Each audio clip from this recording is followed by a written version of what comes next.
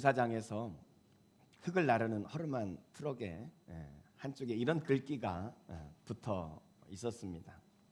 공사장 트럭 운전한다고 나를 깔보지 마시오. 이래봬도 큰 딸은 서울대학에 다니고 작은 아들은 연세대학에 다니고 있어. 여러분, 인생에 소망이 있고 비전이 있다면 삶에 만나는 고난과 어려운 것들을 능히 견딜 수 있게 하죠. 그것이 비전의 힘이라고 저는 믿습니다. 근데 여러분, 이 비전의 더 중요한 의미는 인생의 방향을 제시하는 것이다. 그렇게 생각을 합니다. 비전이 없다면 우리 인생은 목적지 없이 바다 한가운데 떠있는 배와 같을 것입니다. 얼마나 불안하고 얼마나 무의미한 삶이겠어요? 그래서 여러분, 우리가 의미 있는 인생을 살길 원한다면 우리가 비전을 붙들고 살아가는 인생, 비전과 함께하는 인생을 살아야 하는 것입니다. 사실 이 여행의 시작은 아주 오래전부터 시작이 되어졌습니다. 우리가 아주 어렸을 때 부모님께서는 어린 우리를 보면서 이렇게 말씀하셨죠. 얘가 커서 뭐가 되려나? 이런 말을 들었어요. 그리고 조금 더 크니까 부모님들은 구체적으로 묻습니다. 야, 너는 커서 뭐가 될래? 뭐가 되고 싶니? 그러면서 우리는 비전 여행을 시작하게 되었죠. 그리고 조금 더 시간이 지나면서 우리는 부모님이 묻던 그 질문을 우리 스스로에게 던지지 않습니까? 나는 과연 뭐가 될 것인가? 나는 무슨 직업을 가지고 일하지? 내가 살면서 이 땅에 남길 영향력, 그것은 과연 무엇일까? 우리는 이렇게 우리의 비전을 좀 더 구체화시키며 그 비전을 위해 우리의 인생을 투자하면서 그렇게 살았습니다. 그리고 오늘 우리는 어른이 되어서 우리는 우리의 모습을 돌아볼 때에 우리는 어릴 적 비전 그대로 되어 있는 나 자신을 발견하기도 하지만, 그러나 대부분은 그 비전을 수정하고 어쩌면 아직도 궁극적 비전을 찾아가고 계신 분도 있을 것입니다. 아니, 어쩌면 우리 인생이라는 것은 인생을 마치는 그날까지 비전을 찾아 떠나는, 비전을 이루어 살아가는 비전 인생이다, 이렇게 볼 수 있을 것 같습니다. 오늘 우리가 읽었던 이 창세기 12장에 우리는 새로운 비전을 향해 출발하는 한 사람을 만나게 되어집니다. 아니, 좀 더 정확히 말씀드리면 하나님께서 죄가 관영한 이 시대 가운데 하나님 나라를 위하여 한 사람을 부르셔서 그리고 그 사람을 통해서 하나님 나라의 비전을 이루어 가시는 그런 과정을 시작하는 한 사람, 그 사람을 보게 되어지는데요. 그 사람의 이름은 아브라함입니다.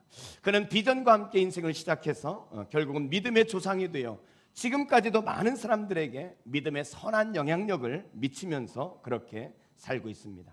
특별히 오늘 이 본문은 이 비전 여행을 시작하는 아브라함의 처음 시작은 어땠는지 그 모습을 우리에게 보여주고 있는데요. 이 아브라함의 모습 속에서 비전 여행을 해갈 사람들은 무엇을 가슴에 품고 살아야 하는지 그것을 우리에게 특별히 가르쳐 주고 있습니다. 그래서 오늘은 우리가 비전을 따라 살기 위해, 비전 인생이 되기 위해서 아브라함의 인생을 통해서 배울 것이 무엇인지 그것을 함께 살펴보려고 합니다. 자, 그렇다면 비전을 따라 사는 인생이 되기 위해 오늘 우리에게 필요한 것은 무엇일까요? 비전 인생이 되기 위해 오늘 우리에게 필요한 것은 무엇일까요? 첫째로 과거를 떠나야 합니다. 한번 따라하겠습니다. 과거를 떠나야 합니다. 이 아브라함의 비전 인생 시작은 갈대아 우르에서 시작이 되어졌습니다. 지난 금요일 날 창세기 개관을 들으신 분들은 이해가 되시겠지만 이 갈대아 우르에서 아브라함이 가나안 땅까지 들어오는 그 여정은 쉬운 여정이 아니었어요. 그런데 이 긴 여정의 그 과정들을 오늘 성경은 겨우 5절로 요약해서 설명하는 것을 볼 수 있습니다. 이 긴 여행에 아주 간단한 5절로 짧게 요약을 하고 있는데 이 짧은 5절 속에 우리가 주목해야 할 반복되어지는 중요한 단어를 하나 발견할 수 있는데요. 그게 뭐냐면 바로 떠남이라는 단어입니다. 1절을 한번 볼까요? 여호와께서 아브라함에게 이르시되 너는 너의 고향과 친척과 아버지의 집을 떠나. 4절에서도 아브라함이 하란을 떠날 때에 75세였더라. 5절에서도 가나안 땅으로 가려고 떠나서 마침내 가나안 땅에 들어갔더라. 이 짧은 5절 속에요, 떠남이라는 단어가 무려 3번이나 등장하고 있는 것을 볼 수 있습니다. 무슨 말입니까? 아브라함이 비전 여행을 시작하면서 그에게 반드시 제일 먼저 있어야 될 것이 뭐였냐면 바로 떠남이었다는 거예요. 떠남이 있고 나서 그리고 비전 여행을 시작하게 되어졌다는 것입니다. 사랑하는 성도 여러분, 우리 인생이 세상에 선한 영향력을 미치면서 나를 통하여 하나님의 비전을 이루어가는 인생이 되어지길 원한다면요, 오늘 우리에게 필요한 것이 있어요. 그게 뭐냐면 떠나야 한다는 것입니다. 떠나지 않고 출발할 수는 없어요. 항구에 정박해 있는 배가 이제 새로운 목적지를 향하여 출발하려면 여러분, 그 정박해 있는 항구에서부터 떠나야 돼요. 떠나야만 출발을 할 수 있단 말이죠. 그래서 여러분, 오늘 우리가 비전 있는 인생, 선한 영향력을 나타내는 인생이 되기 위해서는요, 떠나야 할 것이 있어요. 무엇을 떠나야 됩니까? 그것은 하나님이 여러분에게 다 말씀하시는 거예요. 어떤 사람에게서는 세상의 쾌락을 떠나라고 말씀하실 수 있습니다. 게으름에서 떠나야 한다. 형식적인 굳어진 신앙생활 아닌 신앙, 이런 형식적인 신앙에서 떠나야 된다. 내 능력으로 하려는 나의 교만에서 떠나야 한다. 아무도 모르지만 나 홀로 행하고 있는 그 죄악의 자리, 거기에서 떠나야 한다. 음란과 간음에서 떠나야 한다. 욕심에서 떠나야 되고, 비교하고 경쟁하며 다른 사람과 나를 괴롭게 하는 것에서 떠나야 합니다. 쓸데없는 자존심, 거기에서 떠나야 되고요. 참지 못하는 분노, 좋지 못한 성격 떠나야 됩니다. 잘못된 습관과 삶의 방식에서 떠나야 합니다. 하나님께서는 우리가 비전 인생이 되기 위해서, 선한 영향력을 나타내는 인생이 되기 위해서 우리에게 각자에게 떠나야 될 것을 말씀하고 계세요. 여러분, 여러분이 선한 영향력을 나타내는 비전 인생이 되길 원하십니까? 하나님이 말씀하시는 것에서 떠날 수 있기를 주의 이름으로 축복합니다. 떠남에서 시작이 되어지는 거예요. 떠남에서. 여러분, 이 떠나는 것이 왜 이렇게 중요할까요? 떠나는 게 왜 이렇게 중요합니까? 왜냐하면 우리가 떠나야 할 것을 떠나지 못하고 머물러 있으면 그만큼 우리 인생은 낭비를 하게 되어지고 희생이 따르게 되는 것입니다. 아브라함에게도 그런 시간들이 있었어요. 11장 31절 말씀에 보면은 갈대아인의 우르를 떠나 가나안 땅으로 가고자 하더니 하란에 이르러 거기 거류하였으며, 가나안 땅으로 가야 되는데 어디에 머물렀어요? 하란이라는 곳에. 지난 금요일 날 공부하신 분들은 그려지시죠? 갈대우를 떠나서 하란에 아브라함이 머물렀다는 거예요. 하란에서 머물렀습니다. 여러분, 중간에 하란에서 머물렀다는 거예요. 그런데 이 하란에서 머무르는 동안에 아브라함에게 중요한 일들이 벌어지게 되어져요. 그가 가나안 땅으로 가지 못하고 온전히 떠나지 못하고 하란에 머문 삶의 결과가 무엇인지 아십니까? 그는 세월을 잃어버리게 됐다는 거예요. 하란에 머물면서 떠나지 못하고 그곳에 안주하고 있을 때 그는 세월을 잃어버리게 됩니다. 아브라함이 갈대아 우르를 떠날 때 그의 나이가 대략 60세로 봅니다. 그리고 그가 가나안 땅에 들어간 것, 본문 4절에 보니까 75세였어요. 그러면 하란에 몇 년을 머문 겁니까? 15년을 머물렀다는 거예요. 이 아브라함이 하란 땅에서 15년 동안을 머물게 되어지는데, 이 비전 여행을 멈추고 떠나야 할 것을 떠나지 못하는 그 15년 동안에 성경을 읽어보면 어느 곳에서도 하란에서 아브라함이 창조적인 어떤 일을 했다는 기록이 없어요. 이 15년 동안 아브라함은 허송세월하면서 인생을 낭비하면서 그렇게 살았다는 거예요. 여러분, 떠나야 됩니다. 떠나지 못하면 우리는 낭비하고 허송세월하는 거예요. 근데 두 번째로 아브라함에게요, 이 하란에 머무는 동안 또 하나 엄청난 사건이 벌어지게 되어져요. 온전히 떠나지 못한 삶의 결과로 그는 소중한 것을 잃어버리게 되어집니다. 이 11장 32절에 보면은 데라는 205세가 되어 하란에서 죽었더라. 데라가 누구예요? 아버지입니다. 아버지. 아브라함의 아버지 데라가 이 하란에 머물러 있는 동안 죽었다는 거예요. 여러분, 이것은 단순히 자연사로 보면 안 되는 것입니다. 그 속에 특별한 의미가 있어요. 사도행전 7장 4절 말씀에 보면 아브라함이 갈대아 사람의 땅을 떠나 하란에 거하다가 어떤 일이 발생했느냐? 그의 아버지가 죽음에 하나님이 그를 거기서 너희 지금 사는 이 땅으로 옮기셨느니라. 하나님이 아브라함을 새롭게 이동하게 했던 계기가 뭐예요? 그의 아버지가 데라가 죽음의 사건, 그것을 경험하고 나서 아브라함은 내가 가나안 여행을, 비전 여행을 멈추고 있었구나, 그것을 깨닫게 되어진 거예요. 아버지 데라의 죽음이 아브라함을 새롭게 비전을 붙잡고 가게 했다는 것입니다. 여러분, 재미있는 것이요, 이 데라, 아버지 데라의 이름의 뜻이 뭔지 아세요? 아버지 데라의 뜻이 뭐냐면 연기하다, 지체하다, 그런 뜻이에요. 공교롭게도 아브라함은 아마 아버지 데라 때문에 거기에 지체하고 있었던 것 같아요. 그의 인생을 허송세월하고 있으니까 어느 날 아버지가, 그 소중한 아버지가 하나님 앞에 가게 되어지는 것을 경험하고, 그때서야 내가 비전 여행을 멈추고 있었구나, 다시 깨닫고 그는 비전 여행을 시작하게 되었단 말이죠. 여러분, 그렇습니다. 이 말씀을 조금 비약시키면요, 아브라함이 일찍 떠났더라면 15년의 세월을 낭비하지 않아도 됐을 거예요. 아브라함이 일찍 떠났더라면 그에게 너무나 소중한 아버지 데라의 죽음 전에 비전의 땅으로 들어갈 수 있었을 것입니다. 사랑하는 성도 여러분, 우리가 떠나야 할 것을 떠나지 않으면 그만큼 세월을 낭비하게 되는 거예요. 그리고 우리에게 너무나 소중한 것을 잃어버릴 수 있다는 거예요. 제가 이 서두의 말씀을 시작하면서 이것은 아브라함의 여행이기도 하지만 이것은요, 하나님이 아브라함을 이끌어가는 여행이기도 한 것입니다. 바벨탑을 쌓으며 죄가 관영한 이 시대 가운데 하나님께서는 한 사람 아브라함을 부르셔서 그를 통해서 하나님 나라의 비전을 이끌어 가시길 원하셨거든요. 그래서 아브라함의 인생에 간섭하셔서 마침내 그를 믿음의 사람으로 만들고, 그리고 그를 통하여 위대한 민족을 만들어서 하나님 나라의 비전을 하나님이 이루어 가신단 말이죠. 그런데 그 비전의 여정 가운데 아브라함이 가지를 않고 하나님에 머물러 있단 말이죠.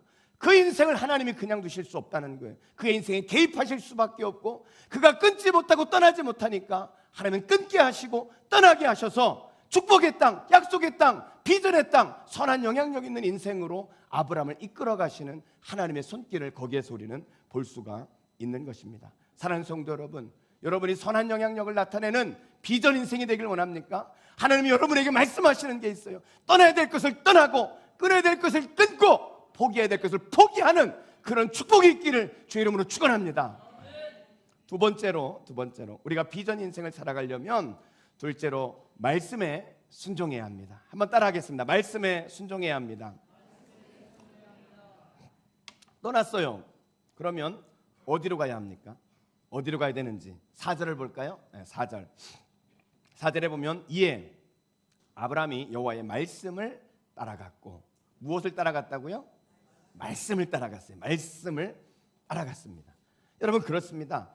우리에게 떠남이 있었다면 동시에 우리는 하나님 말씀에 순종하겠다는 결단이 필요합니다. 하나님 말씀에 대한 순종이 없이 우리에게 새로운 미래는 기대할 수 없는 것입니다.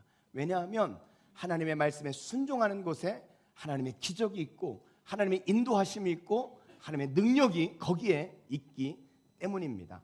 우리가 예수를 영접하고 하나님의 자녀가 되었다면, 우리가 하나님의 부르심을 받아 그 사명의 길, 비전의 길을 걸어가기를 원한다면요, 여러분의 인생의 주도권을 이제는 나를 통해서 축복으로 이끌어 가시는 하나님 앞에 그 주도권을 넘겨주시기 바랍니다.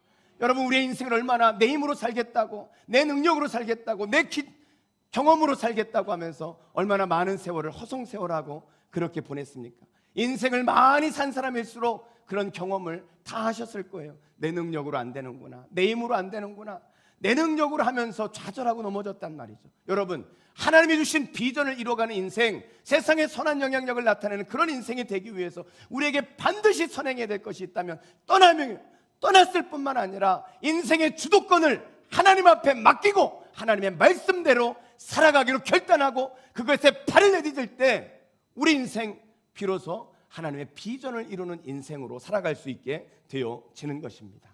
근데 우리는요, 꼭 좀 알아서 좀 그렇게 순종하며 가면 좋은데, 우리는요 꼭 언제 꼭 한 대 맞아야 돌아와요. 그렇지 않습니까? 우리가 끊지 못하고 정리하지 못하고 떠나지 못하니까 하나님이 끊게 하시고 정리하게 하시고 포기하게 하시는 거예요. 그때서야 천부여 의지 없어 손 들고 옵니다. 이렇게 미련한지 모르겠어요. 우리가 그때서야 우리가 하나님 앞에 주도권을 내놓게 되고, 그럼 그때부터 하나님 우리의 인생을 붙드셔서 이끌어 가시고 하나님은 하나님의 축복의 자리로 우리를 만들어 가시는 것입니다. 여러분, 베드로 인생이 그랬어요. 베드로가 밤새 그물을 내렸지만 헛수고였다 그랬어요. 헛수고. 여러분, 우리 인생 그렇지 않아요? 열심히 수고하고 땀을 흘리고 달려가지만 뭔가 인생에 의미가 없고 열매가 없고 헛수고와 같은 빈 그물을 건지는 베드로와 같을 때가 있지 않습니까? 여러분, 그리고 나서 깨닫는 거예요. 베드로는 실패의 경험을 통해서 베드로는요 겸손해집니다. 누가복음 5장 5절에 보면은요, 시몬이 대답하여, 베드로가 예수님께 대답하는 겁니다. 이르되 선생님, 예수님이죠. 우리들이 밤이 새도록 수고하였으되 잡은 것이 없지만은 말씀에 의지하여 내가 그물을 내리리이다. 자기 경험으로 안 됐고 자기 지식으로 안 됐고 자기 능력으로 안 됐어요. 그러고 나니까 이제 겸손해져서 내가 말씀에 의지해서 내 그물을 내리겠습니다. 말씀에 의지해서 내 인생 살겠습니다. 말씀에 의지해서 비전 여행을 떠나겠습니다. 그렇게 지금 말을 하고 있는 것이죠. 여러분, 그렇습니다. 그렇게 순종했을 때 어떤 결과가 일어났을까요? 누가복음 5장 6절이에요. 6절. 예수님께서 깊은 데로 가서 그물을 내려 고기를 잡으라 말씀하셨는데 6절에 보면 이렇게 말씀합니다. 그렇게 하니 고기를 잡은 것이 심히 많아 그물이 찢어지는지라. 자기의 능력으로 할 때는 빈 그물을 건질 수밖에 없었지만 말씀에 순종해서 그물을 내렸더니 그물이 찢어지도록 그렇게 결과가, 열매가 맺혀지게 되어졌다는 것입니다. 사는 성도 여러분, 여러분의 인생의 주도권을 내려놓으십시오. 그리고 주님의 말씀 앞에 그 주도권을 위탁하시기 바랍니다. 하나님의 말씀에 순종할 때 그물이 찢어지는 그런 역사가 있는 거예요. 제가 신방 가면 자주 쓰는 예화 중에 하나가 있는데, 어떤 분이 교회를 어떻게 왔는지 간증을 하는데, 아들이 한 7살쯤 되었을 때 이제 이 빌라에 이렇게 사는데 옆에 슈퍼가 있었던, 슈퍼가. 근데 이 아들이 이제 나가면 슈퍼를 그냥 지나지 못하잖아요. 7살짜리 아이가. 그러니까 항상 가가지고 슈퍼에서 괜히 이렇게 어슬렁어슬렁 하면은 이 슈퍼 주인이 크리스찬이었어요. 크리스찬. 그래가지고 이분이 이제 그 집 아줌마를 이제 그분을 전도하려고 이 아이에게 이제 잘해준 거예요. 그래가지고 사탕도 하나 집어주고 이렇게 했습니다. 그러니까 사탕을 집어주니까 이 아이가 더 잘 거기에 가가지고 괜히 이렇게 얼쩡 이렇게 거린단 말이에요. 근데 어느 날 이 슈퍼 주인이 얼쩡거리는 이 아이에게, 야, 너 사탕 먹고 싶어 그러지? 그랬더니 얘가, 아, 예, 그랬어요. 그랬더니, 그래? 그러면은 사탕을 한 주먹만 집어가라. 그랬어요. 딴 때 같으면 아줌마가 하나를 집어가지고 이렇게 주시는데 그날은 한 주먹을 집어가라고 한 거예요. 얘가 깜짝 놀랐어요. 근데 이 아이가 갑자기, 아줌마 정말이죠? 그래, 한 주먹 집어가. 그랬더니, 그럼 잠깐만 기다리세요. 그러더니 얘가 갑자기 막 가더니 집에 가더니 엄마를 데리고 왔어요. 그러더니 얘가 이렇게 말해요. 엄마, 아줌마가 한 주먹 집어가라 그랬거든. 한 주먹만 집어줘. 지가 집으면 3개 집는데 엄마가 집으면 10개 집거든요. 그래가지고 그분이 그 사탕 10개 집었다가 교회 끌려와가지고 자기가 교회 다니고 있다고 이렇게 재미있게 간증을 하시더라고요. 여러분, 내가 집으면 3개 집는 거예요. 그러나 내 경험과 내 지식과 내 주도적인 삶을 내려놓고 말씀에 순종해 하나님 앞에 붙들려서 살면요, 10개를 집어요 30배, 60배, 100배 열매를 맺는다고 성경은 우리에게 약속합니다. 이 약속을 붙잡으세요. 베드로가 말씀에 의지해서 그물을 던졌더니 그물이 찢어지는 그런 경험을 하게 되어지잖아요. 여러분, 그때부터 베드로의 인생이 달라지는 거예요. 베드로의 인생이 어떻게 달라지는지 아십니까? 베드로가 하나님의 말씀에 순종했을 때 하나님이 베드로에게 2가지 축복을 주십니다. 2가지 축복을. 첫째는 뭐냐면, 그물을 끌어올렸을 때 이 물고기가 너무 많았단 말이에요. 자기 배에다 다 그 물고기를 쏟아낼 수가 없어서 어떡합니까? 옆에 있는 배를 불러가지고, 야, 너도 와라. 그래가지고 그 배도 물고기를 나눠주는 거예요. 무슨 삶이에요? 축복의 통로가 되어졌다는 거예요. 주님의 말씀에 순종해서 얻어진 그 축복이 나에게만 있는 것이 아니라 그것을 누군가에도 흘러보내는 축복의 통로의 그런 인생으로 베드로의 인생이 변하게 되어지는 것입니다. 뿐만 아니라 이 베드로의 인생은요, 이제까지는 고기 잡고 고기 팔고 아파트 평수 넓히고 더 큰 차 타고 다른 사람보다 잘 먹고 잘 사는 것, 거기에 인생에 초점을 맞추고 베드로가 살았는데, 이 예수님을 만나는 그 순간 그의 인생의 비전이 하나님 나라의 비전으로 바뀌어진 거예요. 그동안은 물고기를 낚는 그 일을 위해서 살았지만 이제부터는 하나님 나라의 인생을 구원하는 그 일에 목숨을 걸고 하나님 비전을 위해 헌신하는 위대한 비전의 사람으로 베드로의 인생이 달라지고 바뀌어지게 되었다는 것입니다. 사랑하는 성도 여러분, 어느 때까지 의미 없는 인생을 살겠습니까? 떠나야 될 것을 떠나지 못하고 하나님 말씀에 순종할 결단이 없으면 우리 인생 무의미한 인생이 계속될 것입니다. 오늘 베드로와 같이 빈 그물을 끌어올리는 인생의 헛수고의 삶을 살게 될 것입니다. 하나님께서 오늘 여러분에게 말씀하십니다. 떠나야 될 것을 떠나고 말씀에 의지하여 그물을 내리고 인생의 비전의 여행을 달려가야 되지 않겠니? 그 말씀에 순종할 수 있기를 주의 이름으로 축원합니다. 마지막 세 번째로 하나님을 예배해야 합니다. 한번 따라하겠습니다. 하나님을 예배해야 합니다. 이제 아브라함이 하란을 떠나서 가나안 땅에 들어갑니다. 세겜이라는 곳에 들어가게 되어지거든요. 그런데 그 땅이 갔더니 뭐 아브라함을 두 손을 들어서 이렇게 환영을 하는 그런 땅이 아니었어요. 자, 6절 말씀을 보겠습니다. 6절에 보니까 아브라함이 그 땅을 지나 세겜 땅 모래 상수리 나무에 이르니 그때 가나안 사람이 그 땅에 거주하였더라. 이미 거기에 사람들이 살고 있었다는 거예요. 이미 그 땅에 거주하는 사람들이 있어요. 그들이 누구예요? 가나안 사람이죠. 가나안. 가나안은 지난 금요일날 배웠죠. 블레셋 그리고 팔레스타인 이렇게 불린다 그랬잖아요. 이 아브라함이 세겜으로 갔어요. 세겜. 뭐 꼭 여기까지 뭐 이렇게 적응을 할 필요는 없겠지만 그냥 재미있게 한번 생각해 보는 거예요. 이 세겜이란 뜻이 뭔지 아세요? 세겜이란 뜻이 뭐냐면 어깨란 뜻이에요. 어깨. 여러분 어깨하면 뭐가 생각납니까? 어깨. 형님 이거 생각나잖아요. 어깨. 아마 이 세겜 땅에 어깨들이 좀 많았나? 이건 제 확대된 그런 생각이고요. 어쨌든 한번 생각해 보세요. 아브라함이 자기 고향을 떠나서 낯선 나라의 어느 도시에 들어가는 거예요. 여러분 그 아브라함의 마음이 어땠겠어요? 아마 마음이 불안했을 거예요. 그 땅에 사람들이 이미 살고 있고 내가 이곳에 들어가서 살아간다는 게 말도 안 통하고 문화도 다른 그곳에서 새롭게 인생을 살아야 된다는 것이 아브라함에게는 굉장히 두려운 마음이 들지 않았겠습니까? 여러분 그런 아브라함 이 새로운 비전을 향해서 가려고 했는데 그 비전의 길이 모두가 다 만사형통 이게 아니더라는 거예요. 여러분 만사형통은요 한국 정치판에서나 있는 거예요. 옛날에 이명박 대통령 시절에 만사형통 만사가 형을 통해야 이루어진다. 썰렁할 줄 알았어요 제가. 여러분 비전을 향해서 간다고 만사형통하는 게 아니에요. 장애물이 있고 어려움이 있죠. 오늘 이 아브라함이 가나안 땅 세겜에 왔는데 지금 앞에 장애물이 있단 말이에요. 근데 아브라함이요 그런 장애를 어떻게 극복하는 줄 아세요? 아브라함이요 7절을 보세요. 7절. 두려움 가운데 있는 아브라함이 자기에게 나타나신 여호와께 그곳에서 무엇을 쌓았어요?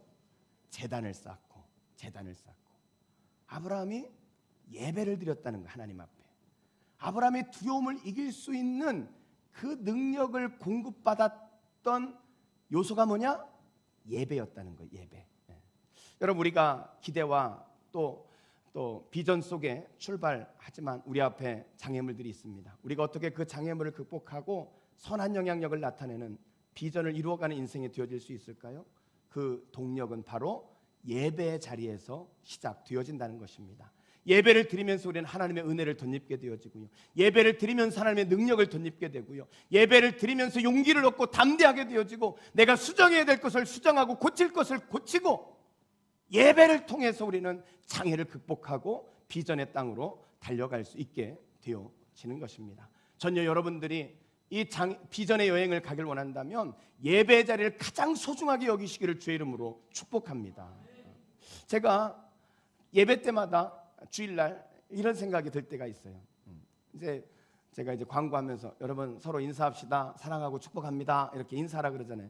그럼 우리 성도들이 인사할 때 보면은 사랑합니다. 축복합니다. 뭐 본래 씹었는지 그냥. 그러면 제가 꼭 그러잖아요. 아유 그렇게 하시지 말고 좀 웃으면서 좀 이렇게 좀 진짜 진심으로 하라고 그러면은 썩소를 딱 지면서 사랑합니다. 사랑합니다. 무슨 마음으로 예배를 왔는지 모르겠어요. 그렇게 이렇게 앉아있던 성도들이요 예배를 마치고 딱 나갈 때 보면은요 사람이 달라져 있어요. 들어올 때는 마치 에스겔 골짜기에 마른 뼈들과 같이 그냥 사랑합니다 이랬던 분들이 나갈 때는 살이 입혀지고 거기에 생기가 솟아나면서 정말 그리스도의 군사가 돼가지고 나가는 것들을 보면서 이게 예배의 축복이구나. 이게 예배의 축복이구나. 그래서 제가 우리 사역자들에게요, 주일날 우리가 3번의 예배가 있잖아요. 세 번의 예배 중에 반드시 한 번은, 우리 봉사자들에게 제가 자주 하는 게 그거예요. 반드시 한 번은 봉사가 아닌 예배자로 예배를 드려라. 한 번은 반드시 예배를 드려야 된다. 예배를 드리고 그 예배의 은혜를 가지고 섬겨야 되는 것이다. 그래서 예배 자리에 꼭 지킬 것을 제가 그렇게 강조를 합니다. 여러분, 새로운 비전을 향해 전진을 할 수 있게 하는, 전진을 가능하게 한 것이 아브라함은 제단을 쌓는 일, 즉 예배가 있었기 때문에 가능했다는 것을 기억하시기 바랍니다. 사랑하는 성도 여러분, 비전을 성취하는 인생을 살기 원하신다면 예배를 사모하십시오. 예배를 통한 축복을 누리시기 바랍니다. 예배를 통해서 능력을 덧입고, 예배를 통해 하나님의 공급하시는 힘을 얻고, 예배를 통해서 어떤 장애, 어떤 문제도 극복할 수 있는 하나님의 도우심을 덧입는 여러분이 되시기를 주의 이름으로 축원합니다. 여러분, 어떤 것에도요 예배 우선할 수는 없어요. 가나안 땅에 들어간 아브라함이 제일 먼저 한 게 뭔지 아세요? 이 두려움 가운데 장애를 만났을 때 아브라함이 제일 먼저 한 것은요, 제단을 쌓는 거였어요. 아까 읽었던 7절을 다시 볼까요? 7절에 보면 자기에게 나타나신 여호와께 그곳에서 제단을 쌓고, 그리고 나서 8절에 보면은요, 거기서 베델 동쪽 산으로 옮겨 무엇을 쳤어요? 장막을 쳤어요. 제단과 장막. 여러분, 제단은 하나님을 예배하는 거죠. 장막은 뭡니까? 장막은 아브라함이 살아가는 집을 말하는 거예요. 아브라함이요, 이 세겜 땅에 와가지고 제일 먼저 한 게 자기 집을 지은 게 아니에요. 뭐부터 지었어요? 뭐부터 했어요? 예배부터 드렸다는 거예요. 예배부터. 전 여러분들이 이 예배를 좀 이렇게 이사해도 이사신방 하잖아요. 예배부터 하고 가정을 시작하고, 뭐 어떤 사업을 시작하더라도 예배하고 사업을 시작하고. 아브라함은 예배를 제일 먼저 했다니까요. 여기 하나님의 돕는 손길이 있는 거예요. 예배가 하나님이 임재하고 하나님이 돕는 길이라니까요. 여러분, 이것을 잘 경험한 나라가 있습니다. 그 나라가 어디냐면 미국이죠. 영국에서 신앙의 자유를 찾아서 떠났던 미국 이 청교도들이 미국 땅에 와가지고, 이 아메리카 땅에 와가지고 그들은요 정말 겨울에 먹고 살 게 없는 정말 죽음의 위기 가운데 처하게 되어지거든요. 자, 그런 상황에서 이 추운 곳에 자기의 집을 먼저 그들은 짓지 않았어요. 하나님의 성전을 먼저 짓습니다. 성전을 먼저 짓고, 그리고 학교를 짓고, 그리고 집을 지었어요. 여러분, 저는 미국이 지금까지도 세계의 제일 강대국으로 영향을 미치는 중요한 요소가 저는 선조들의 그 믿음에 저는 있었다고 믿습니다. 그 터전 위에 세워졌기 때문에 하나님이 그 나라를 보호하시고 도우신다, 저는 그런 생각을 하게 되어지는 거예요. 여러분, 예배가 우선입니다. 그래서 요한 3서 2절에서 성경은 이렇게 말씀하시죠. 사랑하는 자여, 내 영혼이 잘됨같이, 영혼이 잘됨같이 네가 범사가 잘되고 강건하기를 내가 간구하노라. 영혼이 잘되고 범사가 잘되고 강건한 거예요. 여러분, 이 순서가 바뀌면 안 되는 거예요. 강건하고 범사가 잘되고 영혼이 잘되는 게 아닙니다. 영혼이 잘돼야 범사가 잘되고 강건한 복을 누리게 되어지는 것입니다. 그래서 예배가 우선이라는 거예요. 영혼이 잘되는 게 우선이. 내 영혼이 잘돼야 내 삶이 풀어지는 거예요. 여러분, 예배 우선순위를 잊지 마시고 예배 성공자, 예배의 능력을 덧입는 여러분이 되시기를 주의 이름으로 축원합니다. 지난 6월 30일 날 한동대 초대 총장으로 부임해가지고 19년간 4번에 걸쳐서 총장을 지내면서 한동대학을 기독교 명문사학으로 성장시킨 이 김영길 명예총장님, 장로님이시죠. 이분이 81세의 나이로 하나님 품으로 떠나셨습니다. 이분은 미국 유학을 가셔가지고요, 공학 박사가 돼가지고 나사의 연구원으로 이렇게 있으면서 많은 업적을 남긴 사람이었어요. 그러면서 한국 땅에 대한, 조국에 대한 그런 마음의 부담 때문에 그 미국의 좋은 그런 자리를 내려두고 카이스트에 와가지고 한국의 젊은 인재들을 양성합니다. 그러면서 카이스트에서 이 학생들만 가르칠 뿐만 아니라 기업하고 연계가 돼가지고 기업을 또 돕기도 하고 많은 그런 일들을 행했던 분이에요. 그런데 어느 날 이분에게 하나님이 비전을 심어주셨어요. 비전을. 어떤 비전이냐면 이 한국 땅에 하나님의 젊은이들을 양성해야 된다. 그래서 기독교 대학을 세워야 된다. 이런 비전을 갖게 된 거예요. 그래가지고 이분이 이 한동대학을 이제 세우고, 그래서 4번에 걸쳐서 19년 동안 총장을 지내면서 이분이 한동대학을 한국의 명문사학으로 그렇게 만들지 않습니까? 여러분, 그런 과정 속에서 얼마나 많은 어려움이 있었겠어요. 그의 아내 되시는 우리 김영애 권사님과 함께 두 분이서 이 한동대학을 세워가는 과정의 그런 어려움들을, 그런 과정 속에 하나님이 어떻게 일하셨는지를 기록한 책이 있어요. 그 책이 뭐냐면 갈대상자라는 책이에요. 갈대상자. 이 책에 보면 이런 이야기를 소개하고 있습니다. 1998년 IMF가 났잖아요.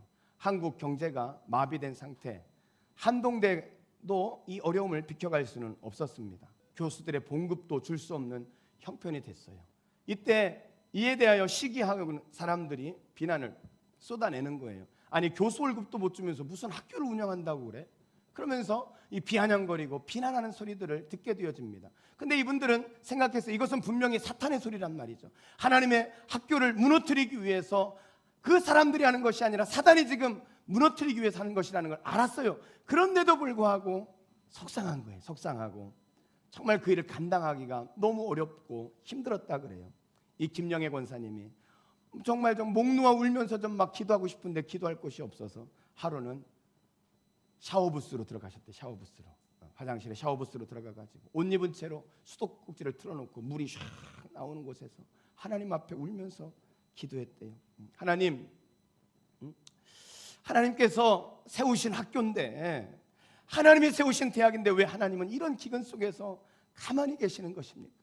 막 하나님 앞에 눈물을 흘리면서 막 그렇게 통곡을 하면서 막 기도를 한참 하고 나왔대요. 나왔더니 이 김영길 장로님께서 하시는 말씀이, 한동대는 돈 없는 게 축복이요. 그러시더래요. 아니, 좋은 학생 있고 좋은 교수 있는데 돈까지 있으면 우리가 기도하겠소? 이렇게 이야기를 하시더라는 거예요. 그리고 나서 얼마 후에 이 김영길 장로님이 코스타 집회에 참석을 합니다. 근데 그 과정 속에서 주일이 끼어 있었기 때문에 워싱턴의 한 교회에서 주일 예배를 드리시는 거예요.